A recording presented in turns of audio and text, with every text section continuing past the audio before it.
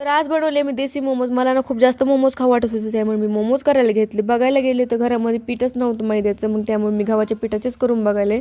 छान असं डो तयार केला त्याचा आणि ते रेस्ट करायला ठेवलं. तोपर्यंत तिथे थोड्याशा भाज्या कापल्या. भाज्या मी चाकूनीच कापते, कारण की माझ्याकडे चॉपर नाही आहे. छान अशा भाज्या कापल्या आणि हे बघा मी कशी छानपैकी अशी ग्लासनी बारीक केली. ह्यानंतर पत्ताकोबी, मग छान अशा भाज्या वगैरे परतायसाठी घेतल्या. थोड्या वेळ का पहिलंच कढई गरम व्हायला ठेवायची. त्यानंतर मग हे सगळं असं परतून घ्यायचं. त्याने म्हणजे सगळं पाणी असतं आणि ते निघून जातं त्याचं. त्यानंतर मीठ टाकायचं आणि थोडंसं लाल मिरची, थोडीशी हळद टाकायची आणि मग मस्तपैकी हे बनायला घ्यायची. छोटा असं गोळा वगैरे घ्यायचा, छोटे छोटे बॉल्स वगैरे, आणि छान अशी पुरी टाईप लाटून घ्यायची. हे बघा किती गोल लाटले मी. आणि मग त्यामध्ये असं त्यातलं हे फिलिंग टाकायची आणि छान असं मोमोजचा शेप देऊन हे करायचं. छानपैकी माझे इतके मोमोज तयार झाले होते. त्यानंतर तेल गरम व्हायला ठेवायचं. तेल गरम झाल्याच त्यामध्ये सगळे मोमोज टाकून दिले. छानपैकी असे गोल्डन ब्राऊन होस तर मोमोज करत होते. बघा किती छान. त्यानंतर मग मी प्लेटमध्ये घेतले. गौरीला मोमोज खाऊ वाटत होतं, त्यामुळे